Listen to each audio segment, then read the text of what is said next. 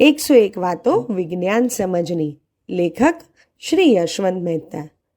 પારસ દેશના પોકાર પાડનારા અને મોરલેન્ડનું મેગાફોન શું છે?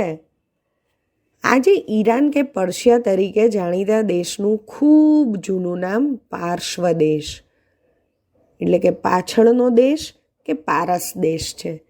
એટલે જ ત્યાંથી આવીને ગુજરાતમાં વસેલા લોકોનું નામ પારસી છે.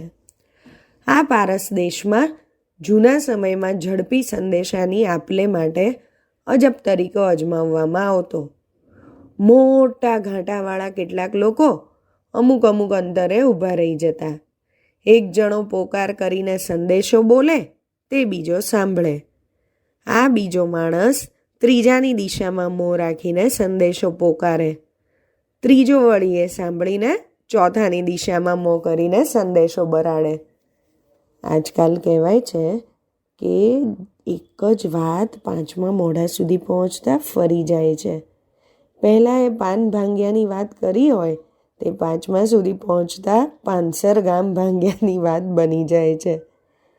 પ્રાચીન પારસ દેશના પોકાર પાડનારા પણ સંદેશો પલટી નાખતા કે કેમ એની ખબર નથી પણ પોકાર પાડનારા પ્રાચીન પારસ દેશના હોય કે હિન્દના ગામડાના હોય, માણસ જ્યારે પોકાર પાડે ત્યારે પોતાના બંને હાથ મોં આગળ લાવીને એમનો નાળચા કે ગળણી જેવો ઘાટ કરે છે. આમ કરવાથી મોંમાંથી નીકળેલા અવાજને દિશા મળે છે અને પોકાર ફેલાઈ વિખરાઈ જતો અટકે છે.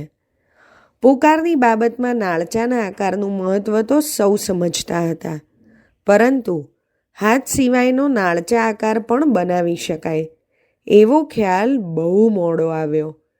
એ ખ્યાલ મુજબ પોકાર નાળચું બનાવનાર પ્રથમ આદમી તરીકે 17મી સદીના સર સેમ્યુઅલ મોરલેન્ડનું નામ નોંધાયું છે. એમના જમાનામાં લડાયક સરદારોની હરીફાઈઓ યોજાય ત્યારે નામો પોકારવા અને સરદારોને પાનો ચડાવવા મોરલેન્ડે આ સાધનનો ઉપયોગ શરૂ કર્યો હતો. આ હરીફાઈને જૂસ્ટ કહેવાતી. ગ્રીક ભાષામાં મેગા એટલે મોટું અને ફોન એટલે અવાજ. સાધન મેગાફોન કહેવાયું. પછીના જમાનામાં તો આમાં વીજાણુઓનું બળ ઉમેરાયું અને એક જ માણસનો અવાજ લાખો લોકો સાંભળી શકે એવી ગોઠવણો થઈ. મેગાફોન કેવી રીતે કામ કરે છે તે તમે જાતે તપાસી શકશો. છાપાના 2-3 પાનાનું ભેગું અથવા કોઈ જાડા કાગળનું શંકુ આકારનું ભૂંગળું બનાવો.